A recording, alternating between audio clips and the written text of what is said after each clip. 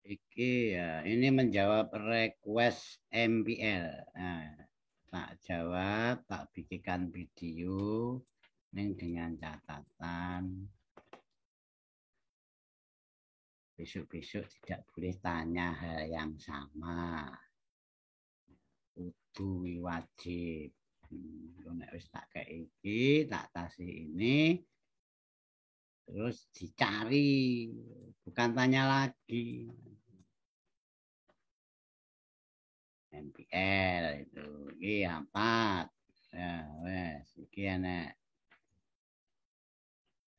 Support asisten kuat, abaikan saja itu kuncinya nyauri MPL M15.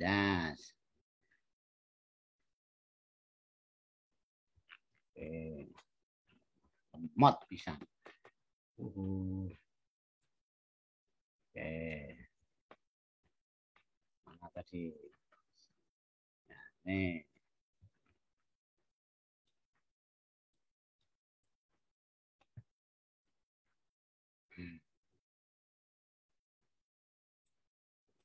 MPL adalah sebenarnya sebuah manipulasi. Bisa dijadikan sebagai tempat entry. Oke.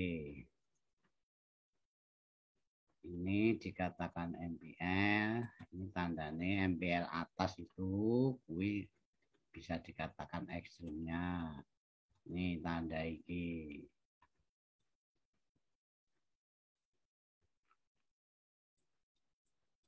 Apa ini?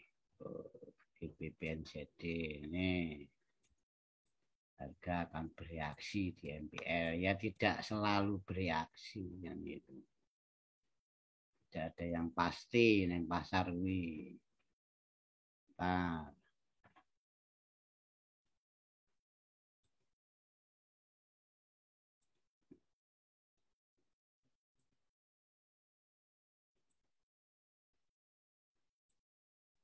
cowoto. Oke. Tuh.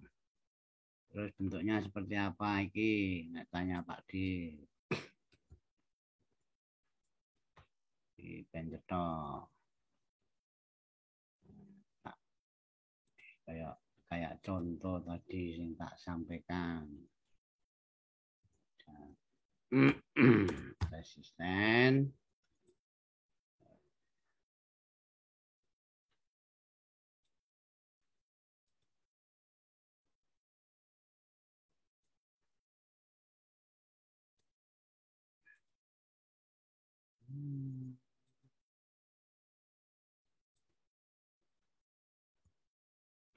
Resisten sejajar. Rasa dipersoalkan jumlahnya semakin banyak semakin bagus. Ini cek takon meneh kok. Nah, R itu gitu. Nah, untuk kan ini sudah terjadi. Ya, kalau untuk mempersisikan entry, nah, sebenarnya di dalam MPL sendiri itu sebuah zone, sebuah suplai kalau di atas. Nah, ini fokus iki ya, sebentar. Tak padangke meneh. Nah, fokus ini. Di zoom neng M5.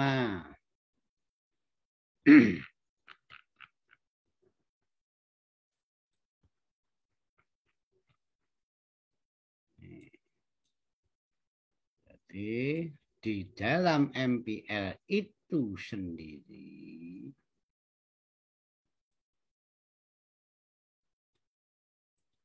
ada base yang dibagi menjadi biasa kan 3 bagian, atas, tengah, dan bawah. Nah, caranya membagi gimana? Hanya mencari yang nah ini support. Terus enak ini baik rasa bikin mumet. Ini ada support. Anggaplah ini ring. sapa nek ngarani ngono wis icik-icik apa-apa ngono. Ini atasnya. Ini atasnya. Tarik kok ini. Nah, kalau sudah ditandai meneh, tinggal golek level entry ini.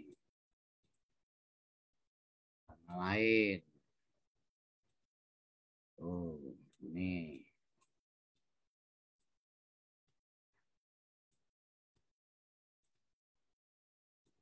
Ini atasnya. Atas itu ditarik dari garis sebagai lock up-nya, batas atasnya. Nih. Tuh, lock up-nya. Kalau bisa, biasanya diambil yang ini saja. Yang sejajar ini saja.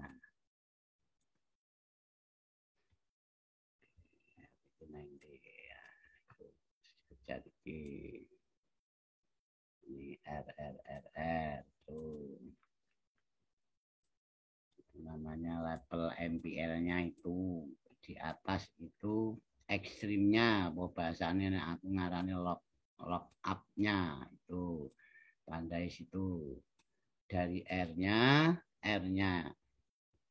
resisten terus manipulasi ya, itu ditandai dari atas, dari sudut atas sampai resisten terus dimanipulasi.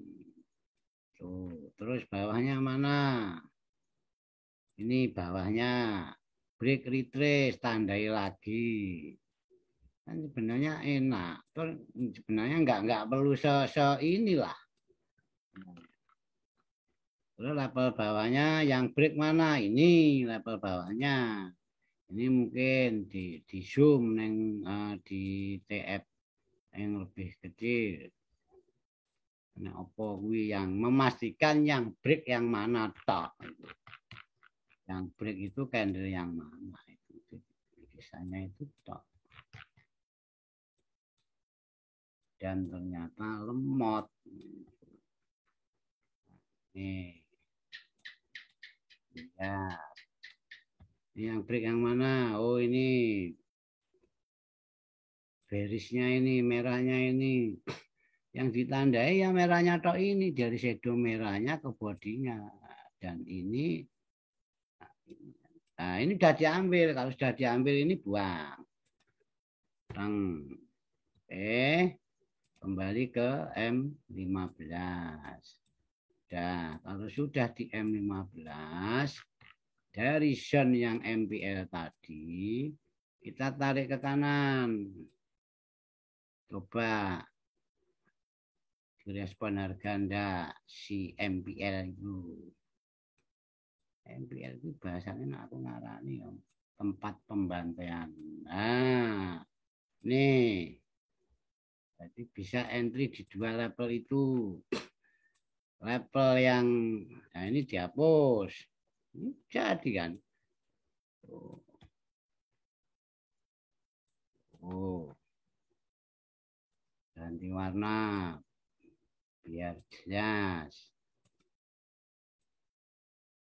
Tuh, MPL. Nah, dong. Oh, kurang biye kan gitu loh. Ini di lingkungan orang-orang sahabat.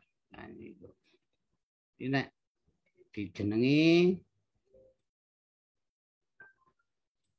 dalam konteks tertentu dinamai itu jadi level MPL itu. Jadi nanti tidak ada lagi pertanyaan. Jadi di dalam MPL itu memang ada sesuatu. Iki batas atas MPL bisa dikatakan ekstrim. Sesuatu ini kalau terlalu atas terlalu bawah itu sah-sah saja dikatakan ekstrim. Iki ini yang bawah itu bisa dikatakan black limit dari MPL tadi. Karena apa? MPL itu sebenarnya juga sebuah zona. Sebuah zona, sebuah supply and demand. Ya, karena perkembangan zaman saja, akhirnya ada istilah-istilah baru itu untuk menspesifikasikan itu. Untuk biar lebih spesifik untuk mengidentifikasi hal-hal tertentu. Gimana? Kurang jelas? Nah, kita jelaskan, nanti cari yang seperti ini. Terus SS.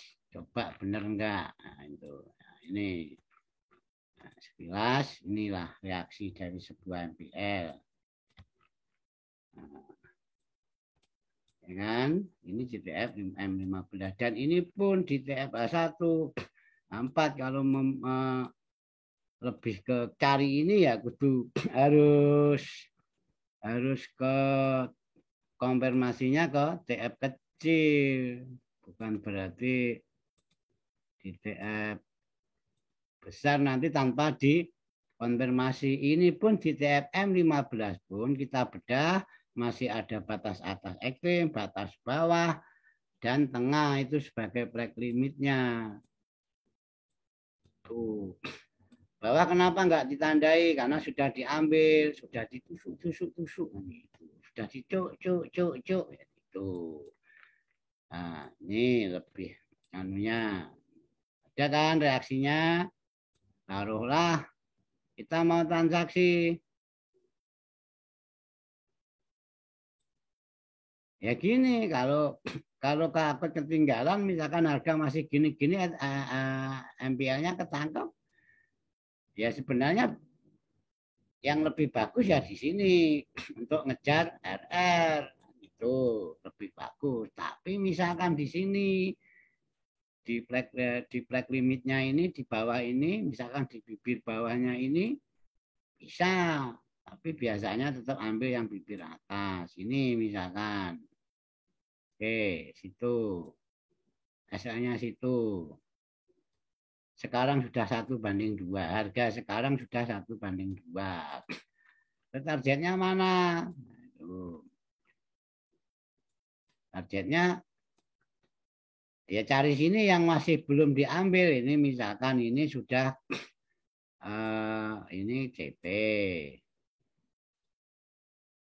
Ini sudah diambil. Nah, itu berarti ini sudah clean. Ya paling tidak untuk target normalnya ya di sini saja. Enggak usah muluk-muluk. Di sini pun nanti kalau tercapai itu sudah 1:2,8.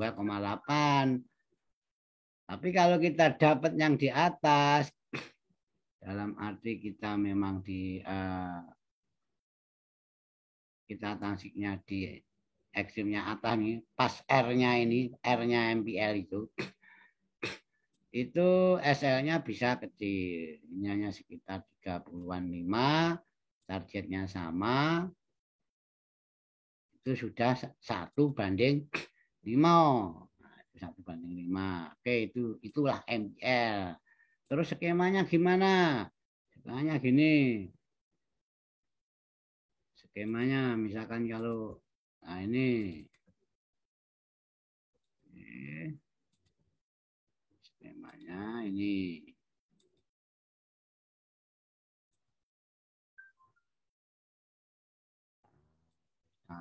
tungtang-tungnya HP ini sopo.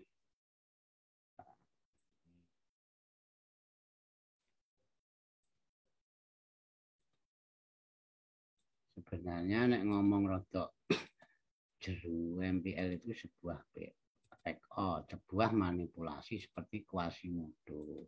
Ini naiknya ini sebenarnya manipulasi karena ini resisten banyak seller yang share di sini SL-nya diambil itu loh sebenarnya MPL. Makanya MPL itu saya namai pembantaian. pembantaian. Ini sebenarnya disiapkan sebuah pembantaian. Dibantai kapan? Nah, gitu. Ini siapkan di masa lalu, disiapkan di sini. Terus kapan membantainya? Ya kalau harga di situ akan dibantai di tempat tersebut yang sudah disiapkan jauh-jauh hari. Dan itu terulang. Makanya kalau kita itu sebenarnya ya itu namanya histori, ya namanya jurnal, namanya SS, pentingnya di situ. Nah, ini loh. Jadi di sini MPL-nya yang notabene sebagai tempat pembantaian yang sudah disiapkan di masa lalu, dan ini dibantainya itu. Wes ngono genah. Wes, jangan tanya lagi soal ini. Nek tanya meneh, wes berarti gak niat belajar. Oke, pahami.